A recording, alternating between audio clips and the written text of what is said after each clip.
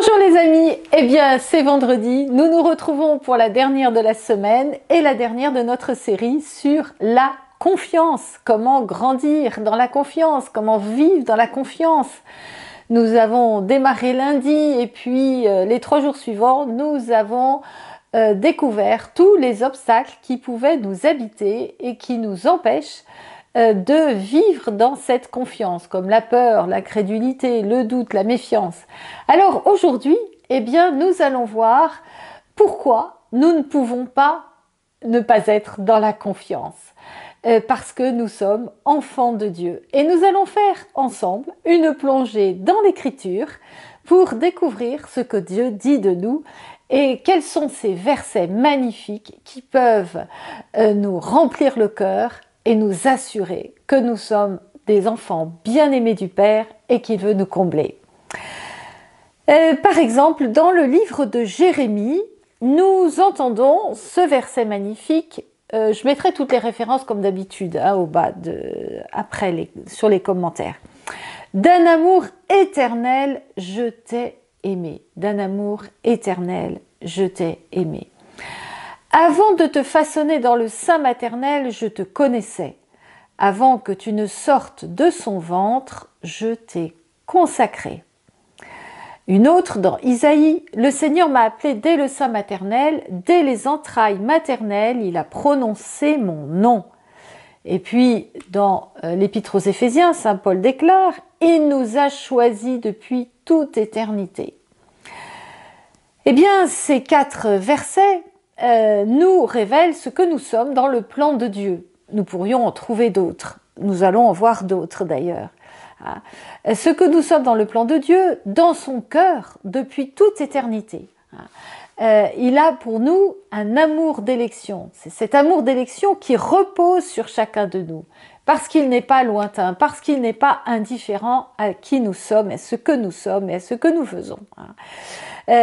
Donc il pose sur chacun de nous un amour d'élection, il pose sur chacun de nous un regard de Père aimant. Alors, il a des caractéristiques, notre Père du ciel. Et il dit des choses de chacun de nous, et ce que nous avons déjà vu, mais nous pouvons dire aussi ce que nous sommes à ses yeux.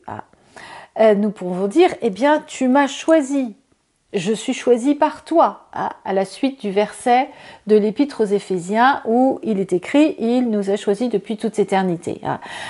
Nous sommes choisis, nous sommes fils et filles, nous sommes fils et filles adoptifs. Quand on a été adopté, quand on a adopté un enfant, c'est comme le sien, c'est comme si on l'avait porté dans nos entrailles. Je me rappelle d'un jour où j'étais avec un papa qui portait dans ses bras un de ses enfants adoptifs et une personne le rencontre, ne connaissait pas du tout cet ami et lui dit en regardant l'enfant « Qu'est-ce qu'il vous ressemble ? Qu'est-ce qu'il vous ressemble ?» Eh bien voilà, oui, les enfants adoptifs ressemblent à leurs parents d'adoption. Et ces parents d'adoption portent un amour identique à leur enfant adopté qu'à leur enfant naturel. Voilà. Donc, voilà ce que nous sommes, chacun pour notre Père des cieux. Nous sommes fils adoptifs en Jésus. Nous ne sommes pas loin du Père, il est proche de nous.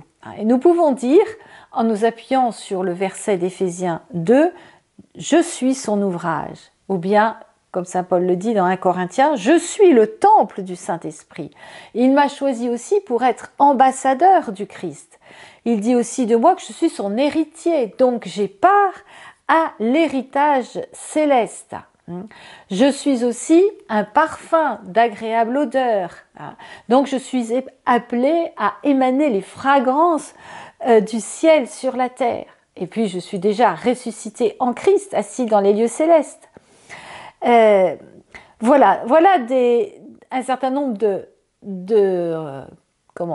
de réflexions que nous pouvons avoir, de certitudes même qui s'appuient sur la parole de Dieu.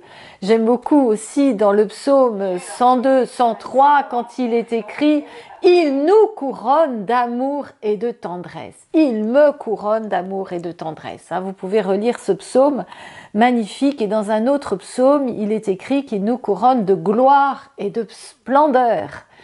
Voilà, toutes ces paroles, eh bien, nous pouvons nous appuyer dessus pour comprendre qui est Dieu notre Père et qui nous sommes en tant qu'enfants bien-aimés. Donc, il est notre Père, notre Dieu, notre bouclier, le rocher de notre salut. Sur lui, nous pouvons nous appuyer. C'est lui qui nous a tissés au ventre de notre mère. Il a formé nos reins. Et c'est donc lui qui nous a choisis, qui nous a établis et qui nous envoie, hein, et qui veut que nous portions du fruit, et un fruit abondant. Alors, fort de cette identité, eh bien, nous pouvons mettre toute notre confiance en lui, car nous avons la certitude qu'il nous veut du bien parce qu'il nous aime. Rien ne limite la générosité de Dieu. C'est uniquement notre refus de son amour et de sa miséricorde qui met un obstacle à ses grâces, qui met une barrière entre lui et nous. Plus on a confiance et plus on obtient. D'ailleurs, Jésus va déclarer dans l'Évangile « Tout est possible à celui qui croit ».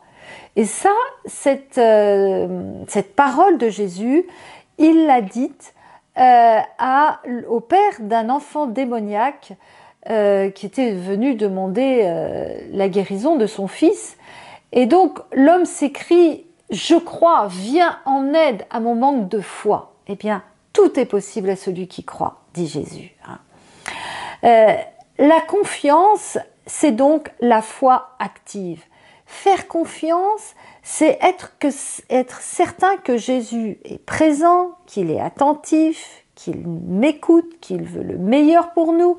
Faire confiance, alors ça ne veut pas dire être imprévoyant ni insouciant, mais que nous nous en remettons à Dieu, à sa miséricorde infinie, car c'est lui qui conduit tout.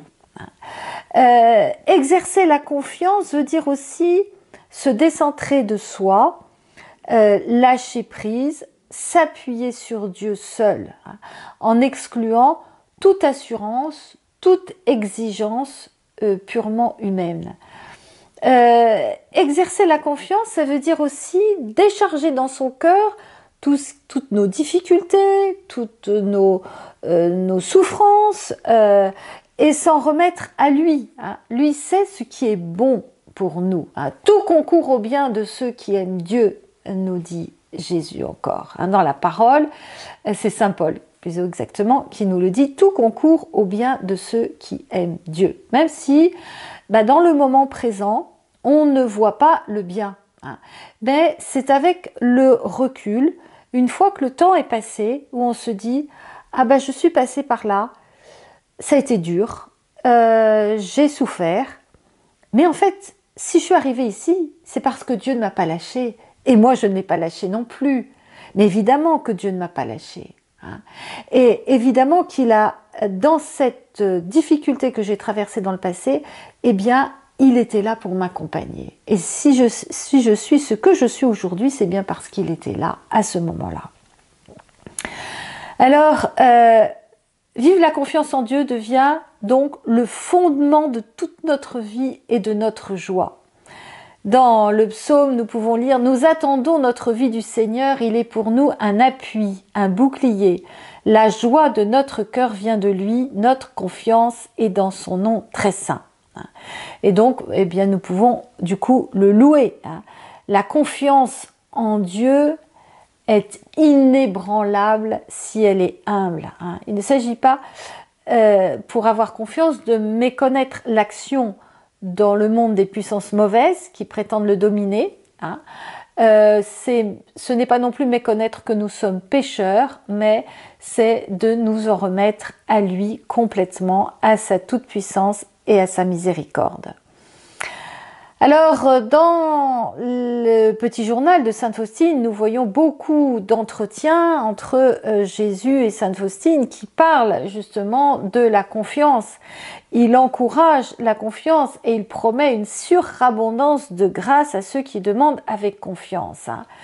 Il va dire notamment « Les âmes d'une confiance sans borne me sont une grande joie, car je verse en elles le trésor entier de mes grâces. » Et d'ailleurs, c'est pour cela que Jésus a demandé qu'au pied du tableau qu'il a demandé de faire peindre à Sainte Faustine, il y ait écrit cette mention: Jésus, j'ai confiance en toi. Eh bien, la confiance en Dieu nous permet de grandir aussi en confiance en soi.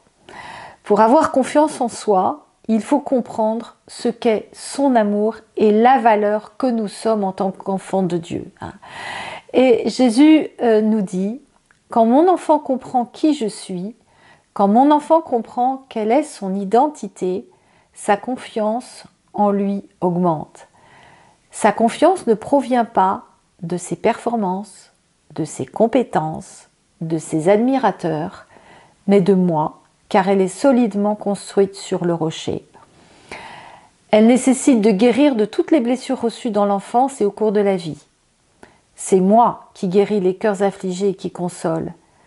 Ta valeur vient de ce que tu es, mon enfant bien-aimé, en qui j'ai mis tout mon amour, et je t'invite à te regarder avec mes yeux, non pas avec les tiens, qui ne voient qu'échec, péché, souffrance, difficulté, insuffisance.